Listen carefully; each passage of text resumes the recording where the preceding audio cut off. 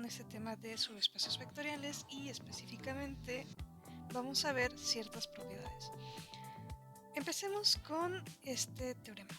Este teorema nos dice que si tenemos un espacio vectorial V sobre un campo F, la intersección de subespacios vectoriales de V va a ser un subespacio vectorial de V.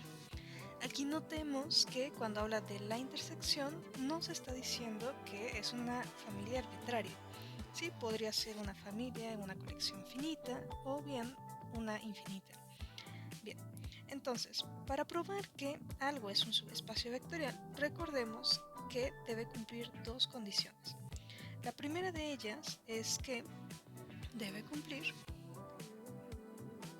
que el cero del espacio debe estar en él, y la segunda es que para cualesquiera dos elementos, digamos x, y en w, y un escalar en el campo, tenemos que este es un elemento de w.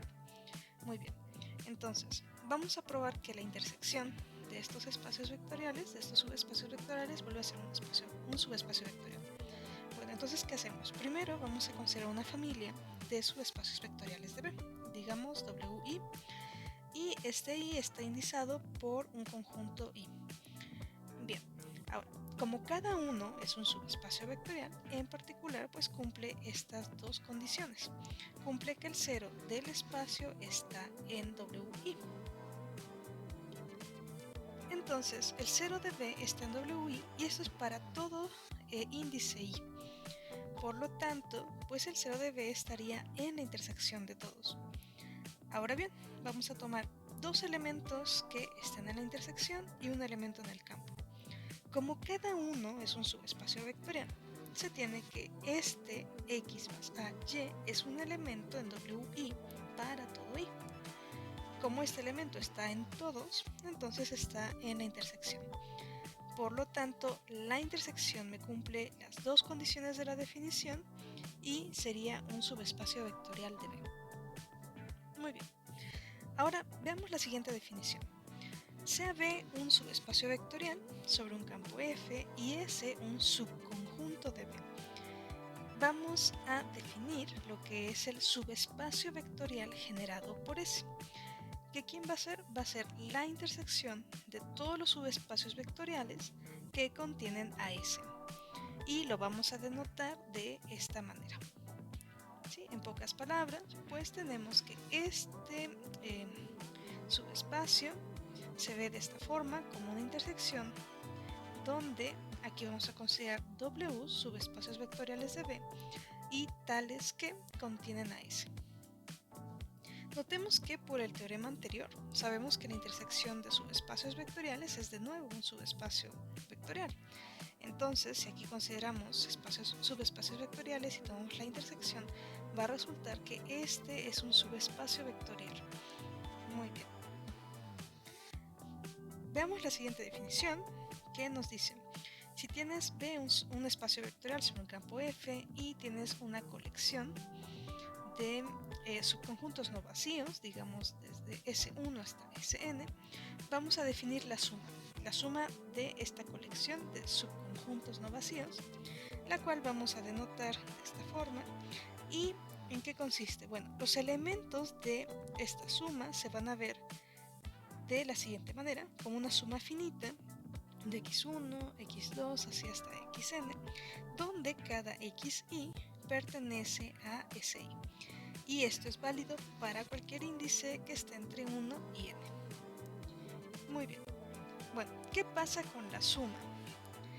Si nosotros tenemos un espacio vectorial sobre un campo F y tomamos dos subespacios vectoriales, aquí ojo, necesitamos que sean subespacios vectoriales, entonces la suma, así como está definida aquí, es de nuevo un subespacio vectorial. Entonces de nuevo tenemos que ver dos condiciones. Tenemos que ver que el cero está y que también se cierra por producto escalar y suma. Muy bien. Bien, como cada WI es un subespacio vectorial, pues se tiene que el cero vector está en cada uno. Y observemos que el cero vector se puede escribir de esta forma, ¿sí? Como la suma de él más él. Aquí notemos que este elemento está en W1 y este elemento está en W2.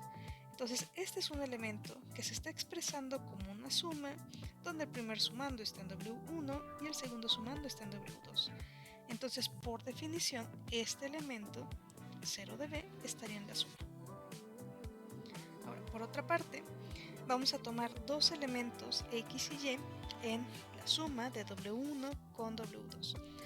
Bien, si X está en la suma de W1 con W2, entonces por la definición se puede expresar de esta forma, como X1 más X2, donde X1 está en W1 y X2 está en W2.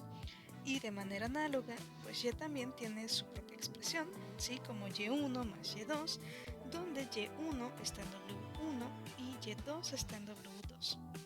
Entonces, ¿qué pasa si calculamos este elemento? Si nosotros tomamos esta suma X más AY y usamos las expresiones que tenemos aquí para X y para Y, tendríamos que esto es igual a esta suma. Ahora, usando las propiedades que tenemos en B, porque B es un espacio vectorial, pues sabemos que hay conmutatividad de la suma y hay asociatividad. Entonces nosotros podemos reordenar esta suma de la siguiente manera, ¿sí? Y aquí hay algo que tenemos que notar, ¿no? Tanto X1 como Y1 estaban en W1. Entonces, como W1 es un subespacio, todo este elemento está en W1. Y de manera análoga, tenemos que este elemento, esta suma, está en W2. Entonces, este elemento se puede expresar como una suma donde el primer sumando es un elemento en W1 y el segundo sumando es un elemento en W2. Bueno, por definición, entonces este elemento estaría en la suma de W1 más W2. Por lo tanto, obtenemos ya el resultado. Bien, pero este resultado no solo se vale para el caso cuando estamos considerando dos subespacios vectoriales, sino que también se puede extender a una cantidad finita. Tenemos el siguiente corolario que nos dice: la suma de un número finito de subespacios vectoriales de un espacio vectorial B es un subespacio vectorial de B. Y tal cual, la prueba se hace por inducción sobre el número de subespacios vectoriales de B. Muy bien. Ahora, vamos a ver la siguiente definición.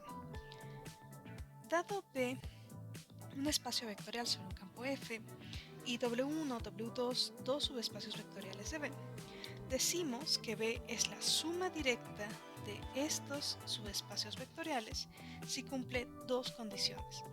La primera de ellas es que la intersección de estos dos subespacios me dé solo el vector 0, y la segunda es que la suma como se definió justo aquí, nos dé todo el espacio. ¿Sí? Cuando esto pase, nosotros escribiremos que B es la suma directa de W1, W2 de esta manera. Bien, entonces, por ejemplo, si consideramos R2 y consideramos R1 como las parejas tal que la segunda entrada es 0 y R2 como R2 como las parejas cuya primera entrada es 0, podemos ver que estos dos son subespacios y que satisfacen que la intersección nos da 0 y que la suma nos da todo R2. Entonces B sería la suma directa de este subespacio y este. Bien, observemos lo siguiente.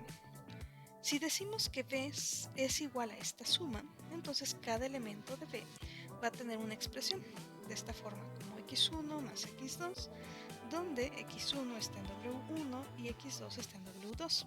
¿Sí? Sin embargo, esta expresión puede no ser única. ¿Y a qué se refiere con que una expresión sea única? Bueno, si nosotros tenemos que X se escribe como X1 más X2 y por otra parte encontramos otra expresión, digamos Y1 más Y2, decimos que la forma de escribirlo, la expresión es única si satisface que X1 es igual a Y1 y X2 es igual a Y2. ¿Sí? Aquí estamos suponiendo que X1 es el que está en W1 y X2 es el que está en W2, y de igual forma Y1 está en W1 y Y2 está en W2. Pero esto en general no siempre pasa. Y por ejemplo, consideremos lo siguiente.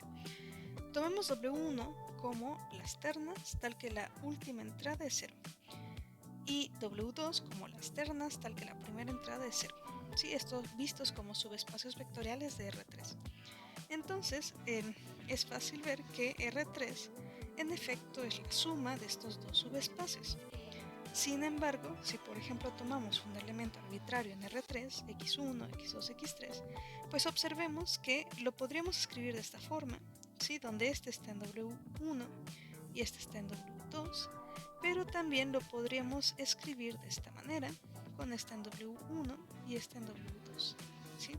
Aquí la expresión no es única porque, por ejemplo, este vector puede ser distinto a este. Y de igual forma, este podría ser distinto a este. ¿Sí? Aquí, por ejemplo, tomando un x3 que no sea 0.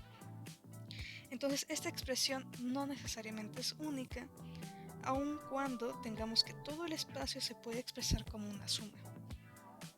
Pero bueno, la suma directa tiene una propiedad muy interesante que está relacionada con esto de expresarse de manera única, que nos lo describe el siguiente teorema.